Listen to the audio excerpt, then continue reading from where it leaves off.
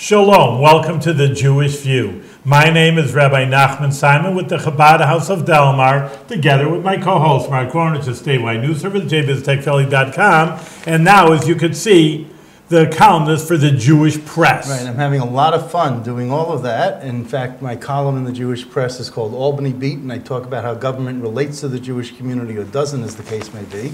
But someone who relates well to the Jewish community is our guest now. It's Carm Basile. He's the Executive Director, Chief Executive Officer of Capital District Transportation Authority, CDTA. So welcome to the Jewish View. Well, thanks. It's great to be here with both of you. So if we get on a bus ride, we should get on a bus ride together. We've got to get you on the bus, though, Rabbi. Well, you know, when I worked in the Senate, I always took the bus down after my second week because I noticed how many people in the Senate took the bus. Mm-hmm. And they all said, oh, 5 o'clock, got to go get my last bus. My last bus is leaving now. No. It's way later than 5 o'clock. No, but it was 5:45, 5:30, 6 o'clock, whatever it was. But, you know, they said, well, I got to finish up my last thing. But they had to leave. And because I drove and I could leave later, I was the one stuck. So after 2 weeks of getting into the routine, I realized, and I took the bus. And I take the Hackett bus. So the Hackett bus, the last bus was 6 o'clock. I think you were the last guy on the Hackett bus. And I had to get out, so I made sure that we were... I remember that. Mark Gronick, last guy on the Hackett bus. That's a note for history. Talk about scheduling, though, but recently, what was been a year ago, that they had a major rescheduling. I know that because I do live in Bethlehem, and therefore we had a bus going down our street, and not that I took it that much, on Ellesmere Avenue, and then they diverted all those Kenwood, Ellesmere. I mean, there was a lot of diversion now, a lot of rerouting. Right, and a lot of that, Rabbi, is exactly what you said. Many of our routes over time had developed these little jogs to take care of a neighborhood or to take care of a group of individuals. And over time, that really wasn't the most efficient way to run the service. What we need to do is operate up and down streets and keep the jogs to a minimum. It was amazing. Once we did that, we saw about a 15% increase in ridership. Amazing results just by eliminating what had become somewhat unproductive lefts, rights, and jogs. You know, once you say that, and Mark's making a little bit of a joke of it, but sometimes I see the buses going down at 9:30 p.m., and there's like 2 people on it, and then I say, well, is that going to be worth it? I mean, isn't... For those 2 people, for the 2 people it is, but oftentimes when you see it with very few people on it, it's headed somewhere where it's going to pick up a lot of people. Not every trip is 100% productive, and oftentimes it's the trip in the opposite direction that you see. People that going to work, nobody's going. Exactly. Do you and this, if anything I'm going to ask you during the show is too much minutia, because you're a big picture guy, then let me know and I'll excuse Well, the problem is I've been here for 35 years, so I know some of the minutia. Okay, but I'm just giving you an out. Sure. Okay. Okay. Fair enough. So with the with these bus routes, do you take an account of how many people are using it at different times of the day? And can you put in shorter buses so you don't have such a long bus? Can you bring shorter buses in? School buses do that. They give at these certain mini times well, of the day? Two answers. It's really a couple of questions there. Yes, we now know much more than we did about segments, route segments, and we can break down productivity by morning peak, midday, afternoon. But the more important answer on the second part, you know, the use of shorter buses, we're asked that often. And the savings, the efficiency gains are just not all that much for us because it's the same operator making the same amount of money with the same benefit package. Very little savings on a 40-foot to a 30-foot bus. So we've looked at that many times. But perception from the constituent or from the community? Perhaps, but I guess there's a little bit of perception, there's a little bit of reality. The reality is you don't save much. And the perception is, honestly, with our increasing ridership, we need, most times of the day, all the seats we can get. Okay. So the answer to that, unfortunately, is no. Now, let me tell you, I've been to a Live at 5, and I see that there's a CDTA booth there. So you're promoting yourself, and you're sponsoring the concerts. You're one of the 4 main sponsors. So you have a lot of swag. So that's what I got. Yeah, it's No, now we can play That's what I beach got the ball. ball for. I thought Mark wanted to play some wanted to- beach ball It's over. swag, you know, Mark very much wanted to catch the CDTA on. ball. All right, There he there goes. There you go. Yeah, so we're gonna, just like we're at a ball game or something. And Make you sure you have get the logo And you have facing. something called the Navigator. Yep. And I wanted to know if you could explain Sure. what this is, or it says on the back of the card, how does it work? Yep. But I'll let you take a few seconds. Well, and- that's in development. That's not available. Oh, good, so we're on the cusp. Oh, you're on the here. cusp. Good. It's This in is- development. There's a pilot group of about 300 people using that. That's a smart card. And everything is moving towards smart card. And you can load There you onto go. that card all of our different fare products. Or you can choose to just load cash and have it operate as a debit card. So when is this going to come into reality? Right after Labor Day is when you'll start to see it move into the mass marketplace. 2016. Oh yeah, this year. Yeah. And then its partner, or its cousin, is mobile ticketing. So you'll be able to put that instrument, so to speak, on your phone. Oh. So you'll be able to get on the bus, get next to the fare box, Aren't you and smart? just have your ride deducted. Did you learn about this because a salesman came in and pitched it to you, or did you go to a trade show and learn about it No, most of what happens in our industry is learned. through trade shows? Or Well, there are a number of transit systems that are doing it. They are. So, our industry sort of keeps pace with each other. We keep pace with each other. There really aren't salesmen in that regard. But I meant, did someone come to you, or did No, you? what happened is we were due to upgrade our fare box system. Basically, the fare box system has a shelf life of 10 to 15 years. So it was due to be upgraded. All the technology pointed us to smart card and mobile ticketing, and we were ready for it. Our internal technology, information technology department is pretty mature, and you can't add technology if you don't have the people to support the technology. So what happens when one of your so-called fare boxes go down and it's electronic? You fix them. Yes, but in the meantime, in the middle of a route. We have a team of people. If it's serious, we'll go out and fix it on the spot. Okay, but the bus doesn't pull over, the bus No, goes to bus the end of the continues. route. Bus So what continues. happens during that short Well, period? you might have a short duration where people aren't paying the fare. We void the was fare. me, I did that. I but- had that happen. He waited for the voice. No, He waited for the fare box to break. Boy, oh boy, Mark, that's not a good thing. No, that happened, and I said, well, I'll give it to you later. And he goes, no, just go Yep, sit down, yep. don't worry about it. Listen, So I got a free customers would ride. rather get to where they want to go on time Yeah. than us fool around with a fare box system. And frankly, even if 50 people were voided, you've lost $65 in the grand scheme of things. You've got a bunch of happy people who know that you made the right decision. And you have a budget of how many hundreds of millions? 81. 81 million. Yeah, 81. Oh, not And listen, 81. I consider every dollar important, I but know you do, you but also I'm- have to make the right decisions. No, I'm with you. I just wanted you to know that I just came to mind when you said that about the fare box. That's pretty I hadn't thought of funny. it in a while. That's but, fine. Why don't you have bus service to Global Foundries? Or do There's right now not the volume or density to support it. We've talked to them. We've worked with the folks at Global Foundries. Here's the problem for us: the common origin. Where do you start bus service? Where do people live? Where are they coming from? Right now, they're so scattered that we can't identify the right places to get the numbers of people that we require. And frankly, it's located in a suburban, spread out community. I think I just lost my microphone. All right, let's put it right Yep. in. Put it through the bottom of the hook. Okay, I will, bear with me. Well, maybe the ball over there Okay. is interfering. I think it was the ball. Put the ball. I'll hold the ball then. I'll just keep that here. But that's been the issue, finding the right spots to start from. And Yeah, the I fact- understand, because, well, really, the Capital District is so diverse, I mean, really compared to other cities. I mean, you got Saratoga, and then you have Schenectady, and you have Troy, and, you're coming from south. It is, Rabbi, you're Talk about correct. having an IT guy to have to fix things. It's- Mark it's- Dirty Yeah, RT. he's doing double duty. It's really a problem of geography.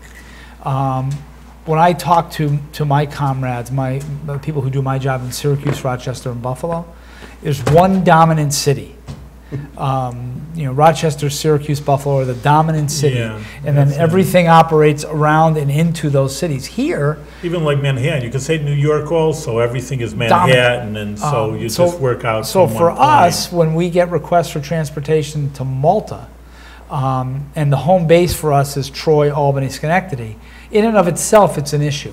So in some ways, our geography creates problems for us But when we this look to can't be schedule the service. first area that's had this type of problem, so Oh, yeah, it is. would you? Yeah, it is. Yeah.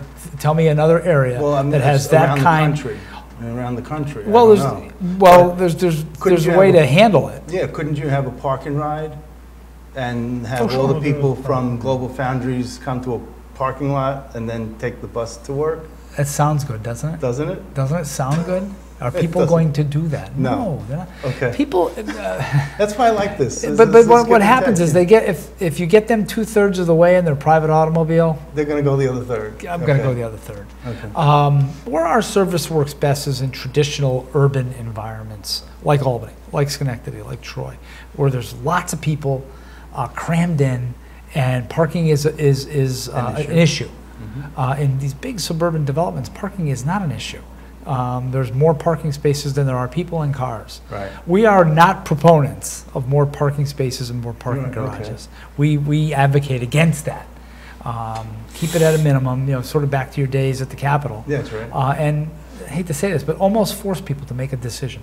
Make them think about how they travel. Right. And more these days, people are choosing transit because they're moving back to the cities. Right. Some of them don't even own automobiles. They don't want to own an automobile.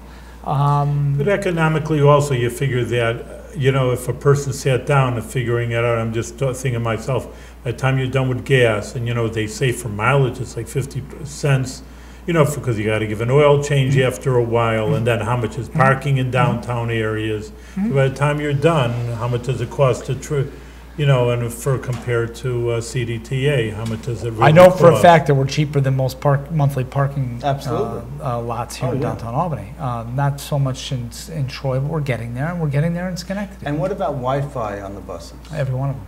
Everyone is Everyone. Wi-Fi? Oh yeah, Wi-Fi, ready to go. Okay. Yeah. Free Wi-Fi? Free Wi-Fi. Okay. Yeah. That's the other I'm part. sensing a theme here. Once you get a free pass, you have a free pass on Free the pass, bus. free ride, Okay. Wi-Fi. So now I'm going to give you my really big picture of what I've asked several people on this program. And I'm glad you're here, because this is really, we have dramatic music. Okay. Anyway. I hear it. My thought is that we would be like a regional transportation area and have, like, you know, you see these billions of dollars being put into whether it's LaGuardia Airport or the tram, which has 2 trains going from LaGuardia to Kennedy, or and they built it along the Van Wyck Expressway, which is one of the busiest highways in the country. And, you know, you just have so many billions of federal dollars going for these projects that are based in New York City. Wouldn't it be helpful to have a transportation loop or some transportation connection between Glens Falls, Saratoga, Malta, Troy, Catskill, Hudson, Chatham, Schenectady, Cobleskill, where you might have an above-ground, you know, rail system? Tram, you mean? Well, it's an interesting thought, but I'll throw back at you at a billion. The rule of thumb is $1 billion a mile. So you just rattled off. That much? Yeah, believe it or not. Oh, About $1 billion. And again, it's an order of magnitude. It could be a little less, could be a little more. So $1 billion a mile, that's a lot of miles, number one. Number two, this business, and I tell people this all for the 35 years I've been in this business, my business is a volume and density business.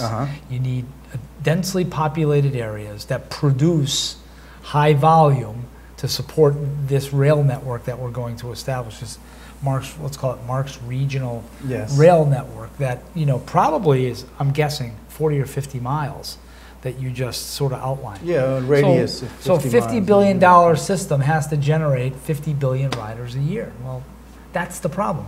Economically, it's difficult. Not impossible, difficult. Because I would think, you know, there are people who come to, let's say, Cross Gates from Cobleskill. Sure. And from Chatham. Yep.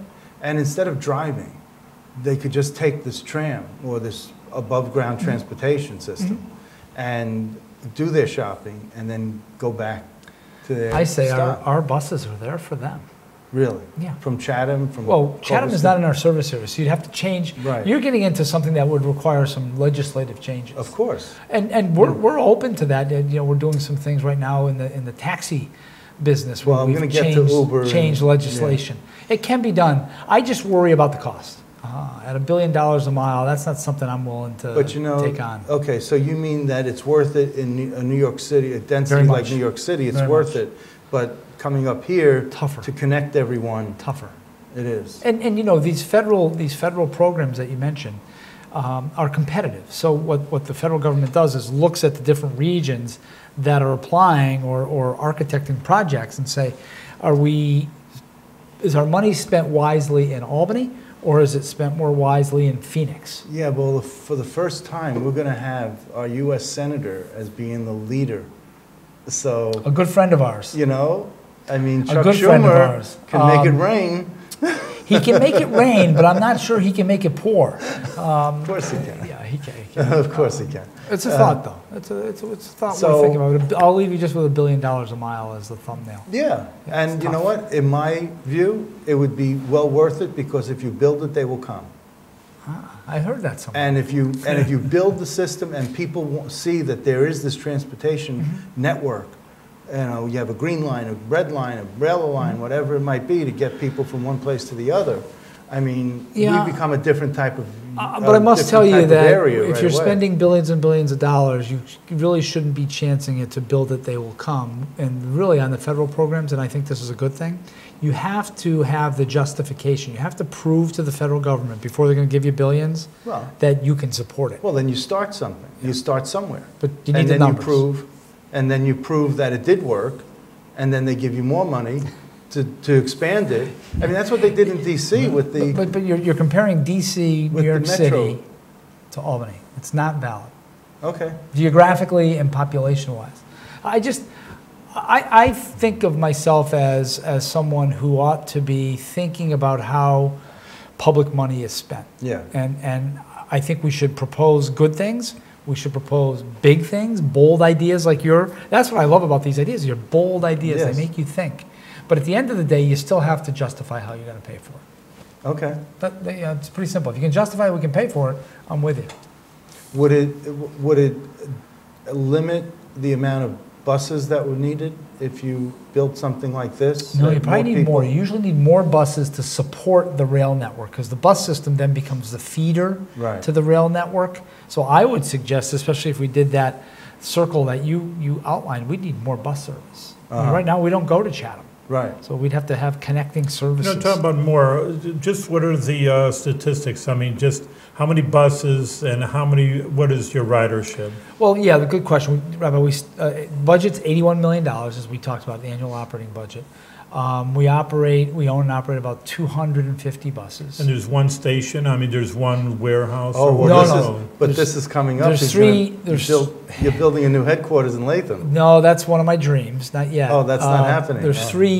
there's three facilities. Yeah. One here in Albany, West Albany, one in Troy at the base of Hoosick Street, one in Schenectady on Maxim Road. So we have three operating facilities. So we are a little bit spread out. Ridership, annual ridership is about 17 million. That's 17 million clicks to the fare box, whether it be with your card Mm-hmm. or with cash, growing. It's 25% higher today than it was 5 years ago. You know, why is that? Three reasons. That's a big jump. Three I mean, that's a reasons. big We've jump. done a good job in what we call developing universal access agreements, mainly with colleges, where the college student's ID card is live on our bus. It works with our fare box, and we negotiate the rates with the colleges. So the college reimburses us. The student or the faculty or the staff member rides free of charge. They don't have these SUNY buses anymore? Very few. Those Very few. purple, white buses? Very few. They've- Purple growls Yeah, or the we're green monster. The green we're the monster purple is- growler, we're the green monster. But we have 11 colleges right now under contract. We also have major employers like ShopRite, all their associates use our buses. Albany Medical Center just signed on with us. And the employer pays for the fare? Employer pays a negotiated fare with us, Very good. and we count the rides and use that as the billing mechanism. So that's number one. Number two, something we touched on, I think Mark touched on, a return to urban living. People are moving back into the cities now. Albany's catching up to Saratoga and Troy, and even Schenectady has quite a bit of housing being built in the downtown areas. And thirdly, the whole millennium movement, this I don't need a car as part of my life, is re-entering, and all of those things now are forcing our ridership up. So 81 million, 17 million, 250 buses, And how much 650 does a bus employees. cost? A bus itself? Yeah. $450,000. Really, it's a lot. And whether it's a big, long bus or a short bus, it doesn't take that much more to build? The cost, maybe about a $50,000 delta. Difference. But That's the cost to operate, almost No. insignificant. Right, but when you actually, and you get them built in Hornell, or where do you? No, get they're them? built, actually, our buses are built in California, Hayward, California. How do you get them here? You drive them? Oh, yeah, they drive them. You drive them 3,000 miles? Yeah, Oh, yeah, so you break them in. How many miles does it go for? That'd be always, saying when you retire a bus, after years or miles? Years. Years, it's about, the earliest is 12 years. We have some buses that are 18 years old and still operating quite How nicely. many miles you put on? Oh, such a gosh, bus? 500,000. That's what I was thinking. 500,000. And you keep them Wow. up? Obviously, they're keeping Oh, they're kept up. We have a tremendous maintenance staff. How much more sophisticated have the buses gotten from in the past 10 years, let's say? The biggest change I've seen in my career is the sophistication on bus technology, and that's what it is now. We don't hire mechanics; we hire technicians. They're much more focused today on diagnostics. So the bus is like a computer? It's just like your car. It's like a Like computer a big instead of computer a- on yeah. wheels. So I used to call it a tin can on wheels. Now I call it a big computer on wheels. It's amazing to go down into our garage and all the technicians are sitting there with a laptop, propped up on their workbench, and they're looking just as much at the laptop as they are the engine. So let me ask you this other question, because I don't know how much time we have We left. have a few minutes. Uber, Lyft, I mean, is that something that you're against, or No, very much in favor. you're in favor of Uber? Well, really, that'd be interesting. I was ready for you to speak. Well, no, Big competition. Well, it depends on how you look at it. We think that there ought to be more mobility options for the people who live and work here, more choices. And we ought to all work together so that the choices have connections. In many cities, what's happening now with Uber and Lyft is they're providing the last mile of transportation. So for example, we get you out to your neighborhood in Del Mar, but you live 3/4 of a mile from the bus stop. With technology now, you can arrange to have an Uber vehicle meet you. Your smart card is the method of payment, and it's automatically deducted as part of your trip. Bus takes you 8 miles out to Del Mar, Uber takes you the last 3/4 of a mile to your neighborhood. Like the park and ride on Route 32. Exactly. And to go to Boylston Drive, that's a 2-mile schlep, so now you can. Now we take you right to your Uber, driveway. We'll pull yeah. right into the drive. The Uber car will pull right into the Isn't that driveway. great? So we're very much in favor. We're talking to them. Eventually they're going to be in upstate New York. It's just a Right. question of when, Well, not if. I don't. I think it'll, next year, I think, because this year's an election year and the people need to get those last-minute donations to their campaign accounts. So I think that, I'm saying it, not you, I'm saying it. That's I'm above not my you, pay I'm grade. just, okay. So let me ask you, Yeah. now that we got that, the new Latham headquarters, that's just a dream of yours? Well, actually, a reporter asked me a few months ago, what's on the list here, the things that you'd like to accomplish in your career, and that's one of them. I think that we ought to be, and we are, looking to centralize 3 buildings that are each 50-plus years old into one consolidated headquarters. And if we were to do that, it has to be centrally located. It doesn't have to necessarily be Latham, but Latham is about as center as Okay. you can find between Schenectady, Troy, and Albany, if I that see. triangle. How real? I think And it's... then you would put all 3 facilities in one. Exactly. And right now, we're investing a lot of money to keep our buildings state-of-the-art, but it's sort of like your house. It's retrofit. After a while, you're retrofitting and you're wondering, and most of it is technology. And can we accommodate this technology in this 60-year-old building? And it might be more cost effective just to Exactly. build new as Exactly. opposed to Yeah, renovate. yeah, but it's a lot of money. Now, I know that there's a large amount of property that's down by Hudson Avenue by the Greyhound bus station there that you could probably have a real good transportation hub. We've been talking about that. Oh, okay. Yeah, we're talking about that, not for our headquarters, but a transportation center where all modes, Like bus Port station, Authority. exactly, bus stations, CDTA, taxis, could all meet and people could transfer, and a Penn or a Grand Central for those that travel to New York, that kind of thing. I don't know. We're still undecided, I think, as a community as to what the proper land use is down there, what type of development should occur, but we're very active in that discussion. I think the capital region needs a better station than what we have down there right now. I don't Yeah, think, with the Trailways, but yeah, I think it's of course. not in keeping with Oh, of course not. the community that we are. But that's not, would that come under the CDTA auspices? We Because can it's do that. not now. We can, You can. yeah. Okay. We want That's how you keep growing. And Absolutely. so you want to have Greyhound and Trailways All under one underneath- roof. Under one roof. We've talked to them about, acquiring the property, we would rebuild it and they'd become our tenant. And they're open to that. I mean, they realize that building is small and outdated.